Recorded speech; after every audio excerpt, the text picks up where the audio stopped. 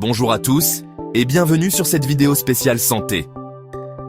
Aujourd'hui, je vous partage mes meilleurs conseils pour être en pleine forme, une liste mise à jour régulièrement grâce à mes propres expériences. Et croyez-moi, j'en ai fait des erreurs. J'ai appris à mes dépens que la santé, ce n'est pas forcément suivre les dogmes, mais plutôt écouter son corps et s'adapter.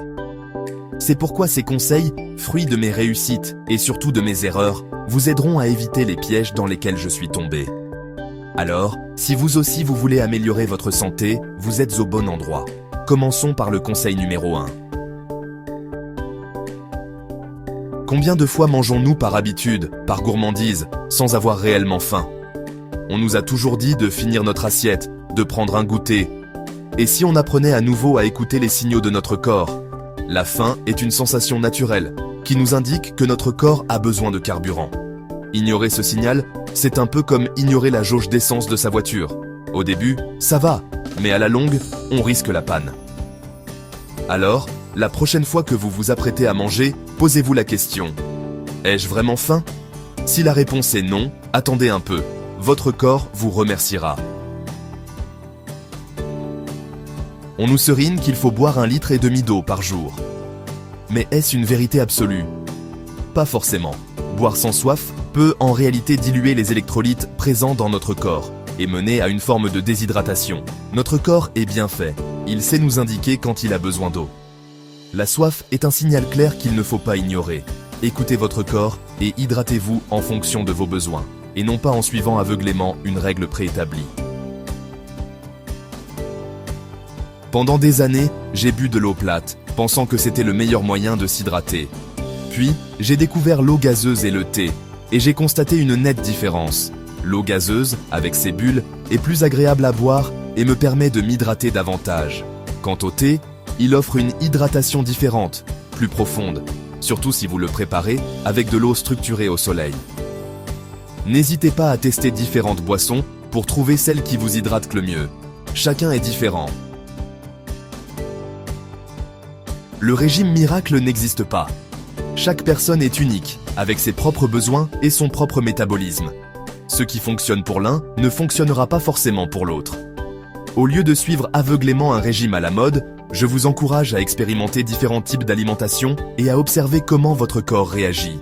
Tenez un journal alimentaire, notez vos sensations, votre niveau d'énergie, et vous finirez par trouver le régime qui vous convient le mieux. Le jeûne intermittent, c'est bien plus qu'une simple mode. C'est une pratique ancestrale aux multiples bienfaits pour la santé. En mettant votre système digestif au repos pendant quelques heures, vous permettez à votre corps de se concentrer sur d'autres tâches importantes, comme la réparation cellulaire et la régénération. Il existe différentes façons de pratiquer le jeûne intermittent. Trouvez celle qui s'intègre le mieux à votre mode de vie et observez les changements positifs sur votre corps. On a tous cédé à la tentation du grignotage. Un petit biscuit par-ci, un morceau de chocolat par-là.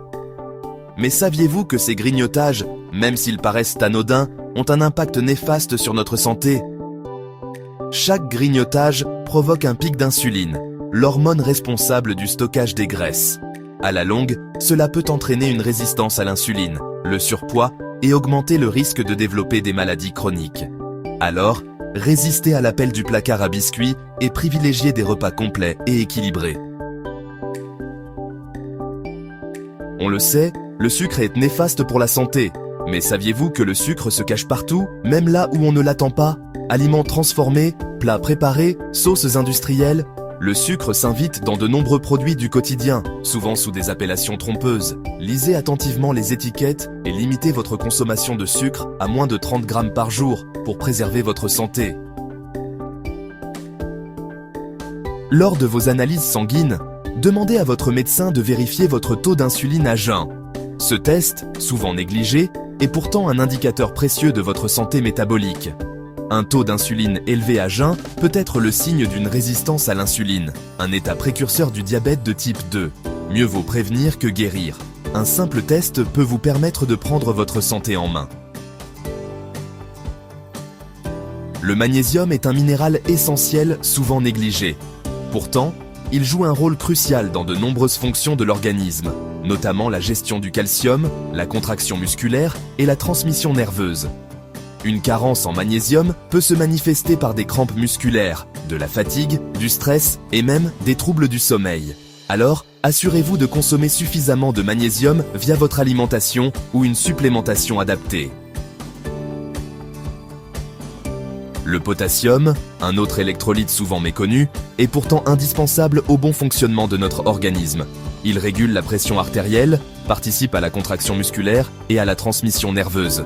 Un apport suffisant en potassium est essentiel pour maintenir un bon niveau d'énergie, prévenir les crampes musculaires et réguler la pression artérielle. Intégrez des aliments riches en potassium à votre alimentation, comme les bananes, les avocats ou les épinards. Les multivitamines peuvent être un bon moyen de combler certaines carences nutritionnelles. Cependant, toutes les multivitamines ne se valent pas. Privilégiez des multivitamines de qualité, composées de vitamines et minéraux d'origine naturelle et facilement assimilables par l'organisme. Méfiez-vous des multivitamines synthétiques, bon marché, souvent peu efficaces et potentiellement nocives pour la santé. Les oligoéléments sont des minéraux présents en très petite quantité dans notre organisme, mais pourtant essentiels à son bon fonctionnement. Malheureusement, notre alimentation moderne, pauvre en nutriments, ne nous apporte plus suffisamment d'oligoéléments. Une carence en oligoéléments peut entraîner fatigue chronique, baisse d'immunité, problèmes de peau et bien d'autres troubles.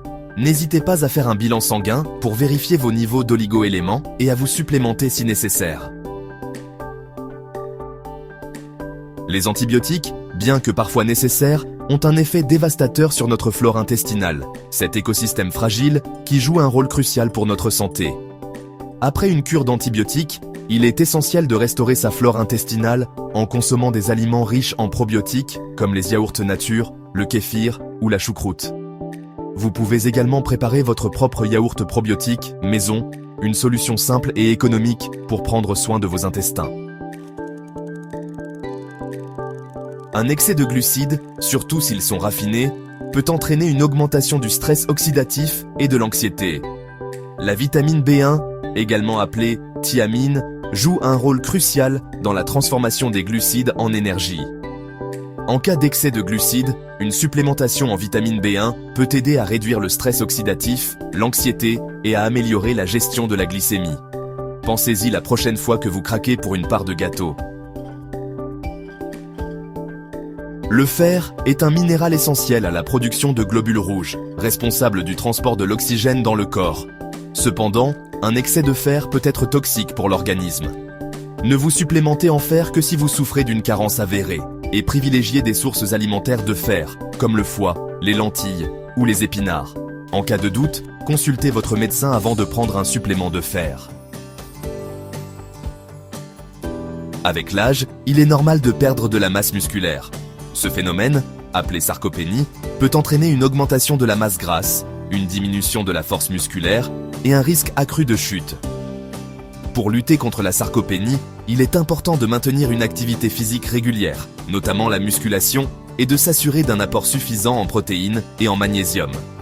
Le magnésium joue un rôle crucial dans la contraction musculaire et peut aider à prévenir les crampes et les douleurs musculaires.